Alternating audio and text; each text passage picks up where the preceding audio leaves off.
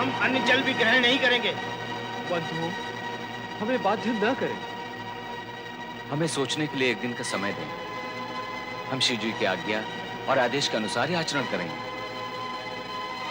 अवश्य अवश्य अवश्य। अवश्य अवश्य। अवश्य।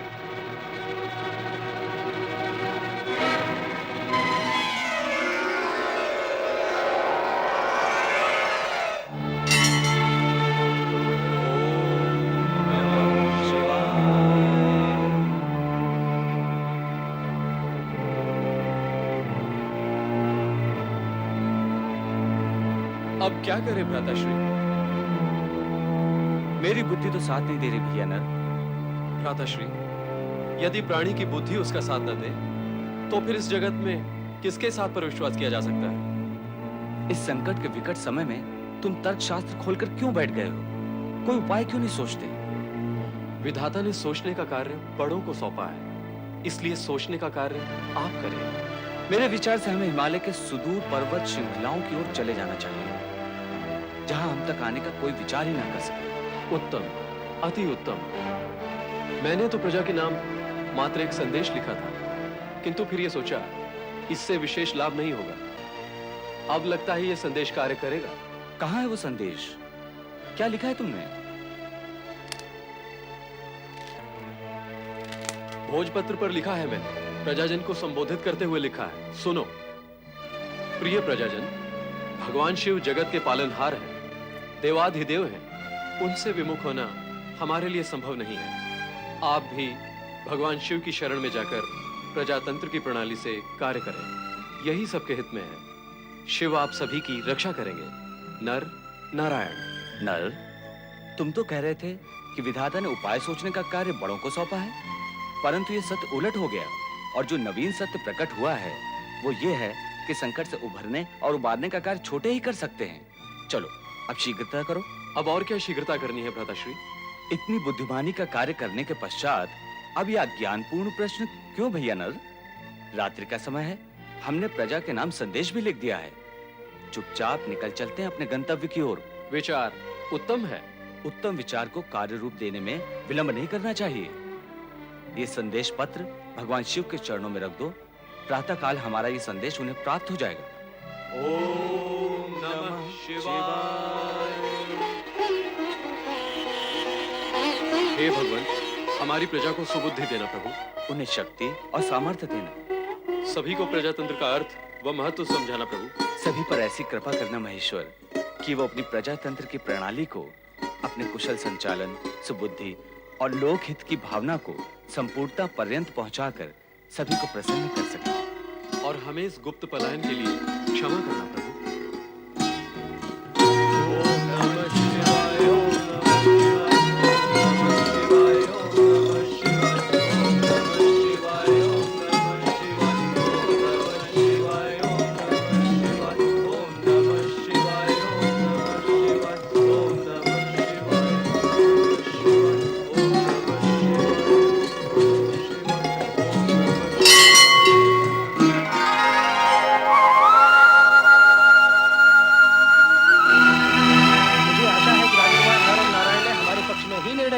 इसके अतिरिक्त उपाय भी क्या है?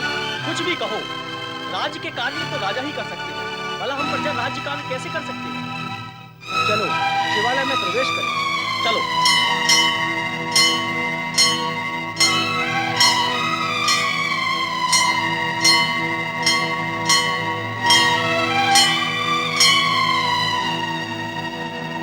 यहाँ तो कोई भी नहीं है।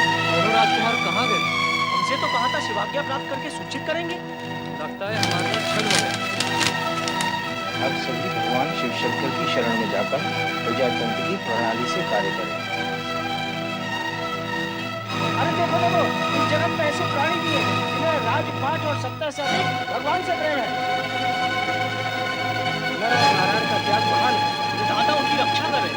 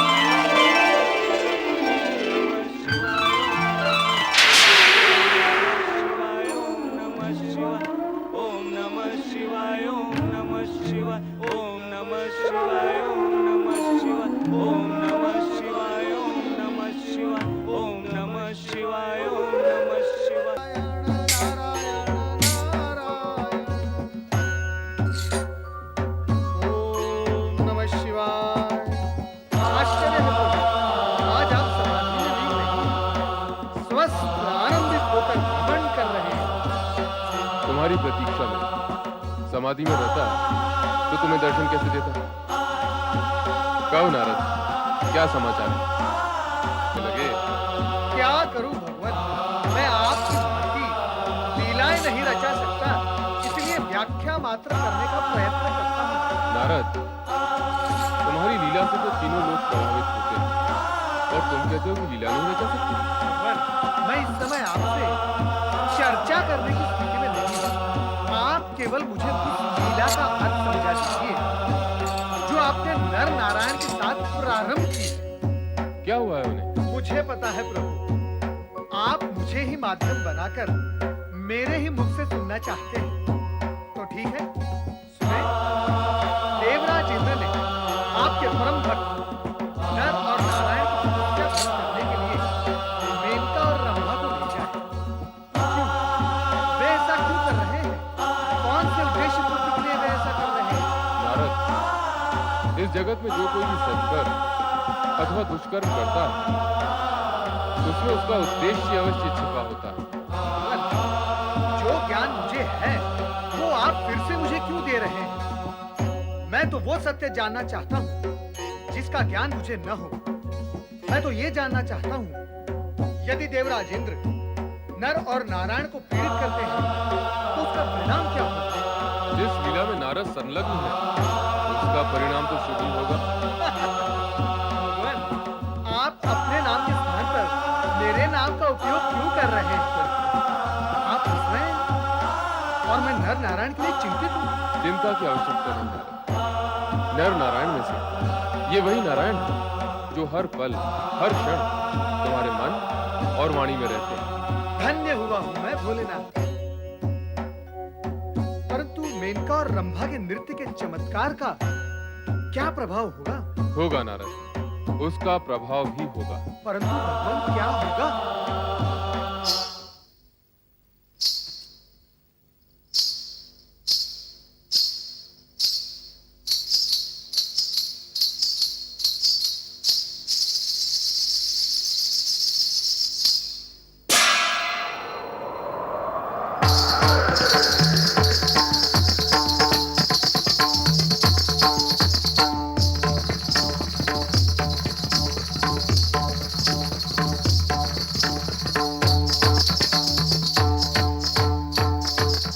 देख रहे हैं वरुण देव,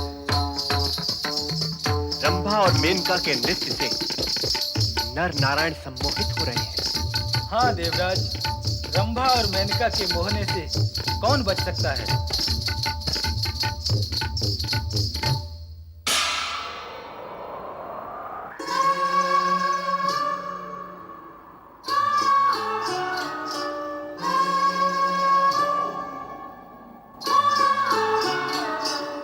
देखते हैं और कितनी देर तपस्या करते हैं ये दोनों। भैया नारायण, देवराज इंद्र ने हमारी तपस्या पूर्ण करने की समुचित व्यवस्था की है। तो अपने तप की रक्षा के निमित्त हमें भी उचित व्यवस्था कर लेनी चाहिए।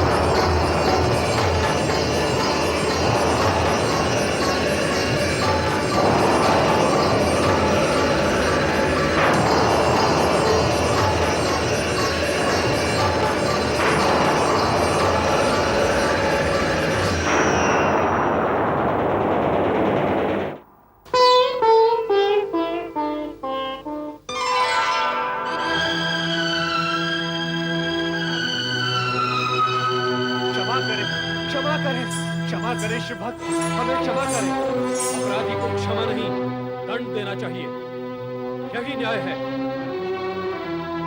भैया नल, पहले इनके मुख से ये तो सुन लो कि ये किस अपराध की क्षमा मांग रहे हैं और क्यों। ये परम शिव भक्त, आप दोनों के घोर तप से भयभीत होकर मैं ये सोचने पर बाध्य हो गया था कि आप इंद्रासन पर अधिकार प्राप्त करने की कामना से ये तप कर रहे हैं।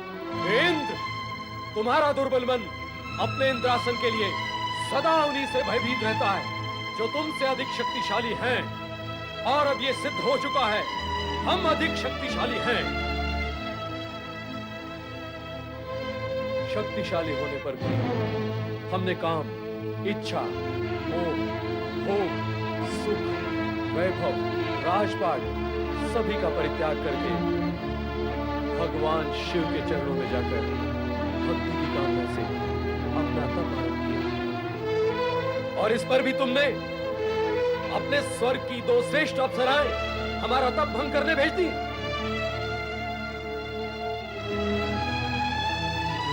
देख लिया ना इंद्र, तुम्हारे स्वर्ग में सहस्त्र अप्सराएं होंगी, किंतु हमारे रोम रोम में असंख्य और श्रेष्ठ अप्सराएं शांत पड़ी हैं। हम शिव भक्तों को तुम्हारी ये 2 अप्सराएं क्या संमोहित करने का सामर्थ्य रखती हैं? इंद्र, तुमने अपराध ही नहीं धृष्टता की है, धृष्टता ही नहीं दुष्टता की है। अब तो एक ही विकल्प है कि हम तुम्हें श्राप देकर पशु योनि में भेज दें और स्वयं इंद्रासन पर जा बैठे। नहीं भक्तराज, नहीं, ऐसा अनर्थ ना करे भक्तराज। यह अनर्थ नहीं, न्याय है। कब तक अपराध करते और क्षमा मांगते रहोगे? ये तो तुम्हारा स्वभाव बन गया है। श्राप देकर तुम्हें मैं इस कुटैब से सदा सदा के लिए मुक्त कर देता हूं। हे शिव भक्त, हम सब देवगढ़ की प्रार्थना है कि देवराज को क्षमा कर दें। तुम्हारा इंद्र देवराज कहलाने के योग्य नहीं है। ऐसा क्यों भक्तवर? ये प्रश्न स्वयं से पूछो वरुण देव। इतना दुर्बल, इतना भयभीत, कुटिल, विलासी, सुखप्रिय, अपने हित के लिए दूसरों का हित करने वाला देवराज होने के योग्य है? ऐसे राजा के संग देवता भी दानव बन जाएंगे और फिर साधारण प्राणियों की क्या दुर्गति होगी? भक्तराज, बनते हो स्वर्ग के अधिपति और गौतम ऋषि का रूप बदलकर उन्हीं की पत्नी के साथ काम के वशीभूत होकर छल करते हुए तुम्हें लज्जा नहीं आई इंद्र?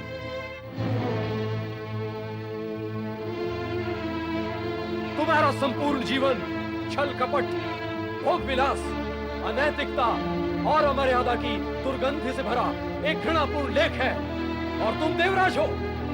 लोक कल्याण के हित में यही उत्तम होगा कि हम तुम्हें शाप देकर जड़ पाषाण बना दें। ठहरिए भक्तराज, ठहरिए। मेरे छोटे से अपराध के लिए मुझे इतना भयानक दंड मत दीजिए भक्तवर। दंड की मात्रा अपराधी नहीं, दंडदाता निश्चित करता है। तुम्हें पशु, मूषक, स्वान अथवा गर्दभ बना भी दिया जाए तो भी तुम निर्दोष प्राणियों का हित ही करोगे। इसलिए तुम्हारा जड़ पाषाण बन जाना ही उचित है। मैं तुम्हें श्राप देता हूँ कि क्षमा करें भक्तवर, क्षमा करें, देवराज को क्षमा करें। सुंदरी, तुम भैया नारायण की उर्वा से उत्पन्न हुई, इसलिए तुम उर्वशी। इंद्र के अहंकार को खंडित करने और तुम्हें ब्रह्मा और मेनका से श्रेष्ठ सिद्ध करने निमित्त ही तुम्हारी उत्पत्ति की गई है।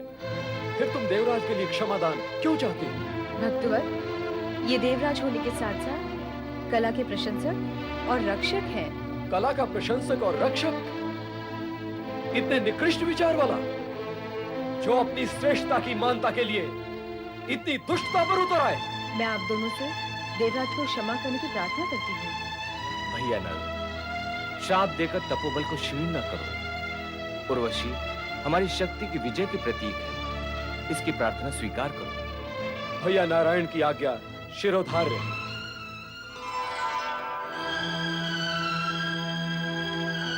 अब मेरे लिए क्या आ गया है भक्तराज? मैं तो आपकी उत्पत्ति हूँ, अब कहाँ जाऊँ? उर्वशी, हम तो तपस्वी हैं, तुम्हारा निवास हमारे साथ संभव ही नहीं। तुम नृत्य कला की जीवित प्रतिमा हो। देवराज इंद्र के यहाँ स्वर्ग में कला का मान सम्मान और रक्षण होता है, इसलिए हम तुम्हें दिव्य भेंट मानकर स्वर्गाधिपति को सौंपते हैं। वही स्थान तुम्हारे लिए उचित होगा। भक्तराज, हम सब आपकी दया और आशीर्वाद के पात्र हैं। हमारा भक्ति पूर्वक प्रणाम स्वीकार कीजिए।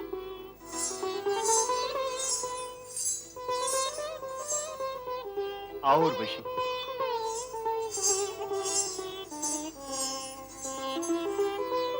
ओम नमः शिवाय, ओम नमः शिवाय, ओम नमः शिवाय, ओम नमः शिवाय, ओम नमः शिवाय, ओम नमः शिवाय।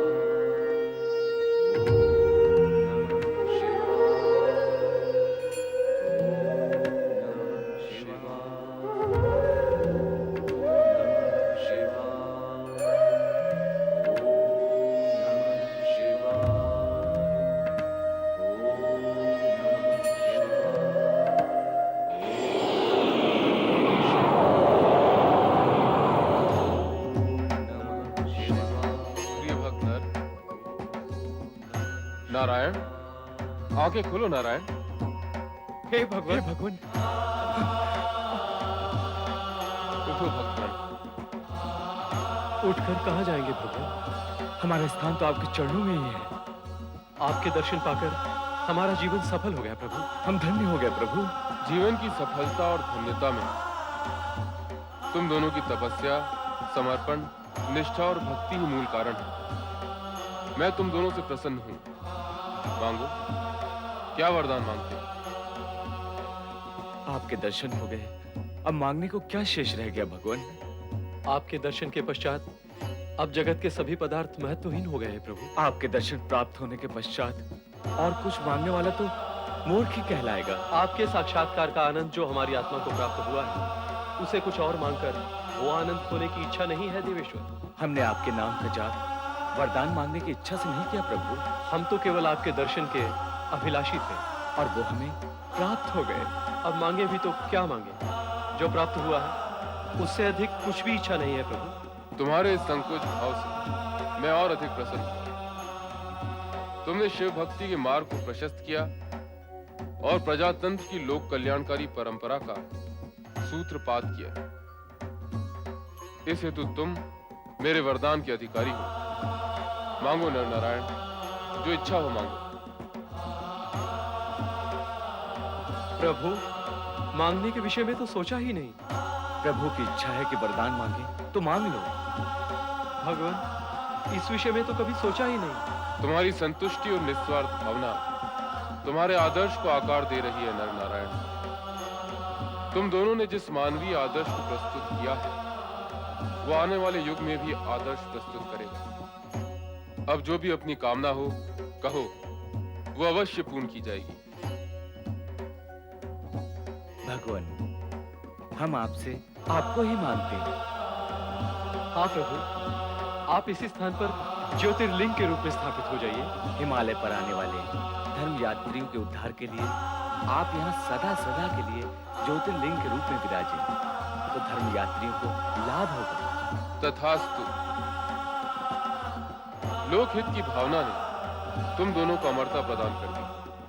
तुम मांगो अथवा न मांगो, किंतु तुम्हारे गुणों से प्रसन्न होकर मैं तुम्हें वरदान अवश्य दूंगा। जो कुछ आपने दिया वो पर्याप्त है प्रभु। हम भविष्यवाणी सुनाते हैं कि आप दोनों द्वापर युग में अर्जुन और कृष्ण के रूप में जन्म लोगे। नर अर्जुन के रूप में और नारायण विष्णु अवतार कृष्ण के रूप में।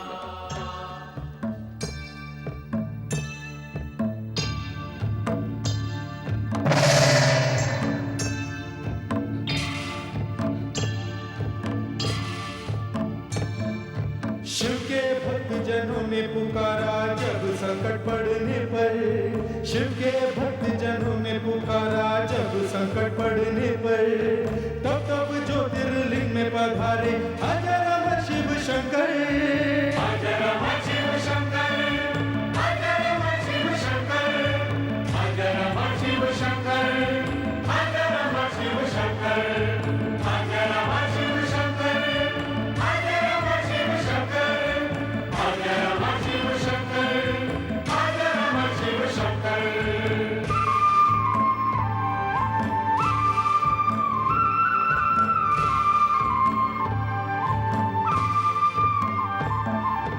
नर नारायण लिंग बना के करते थे शिव पूजन। दोनों ने ही किया समर्पित शिव को अपना जीवन। प्रकट हुए शिव उनके सम्मुख बोले कुछ वर मांगो। दोनों बोले इसी रूप में भगवान यही विराजो।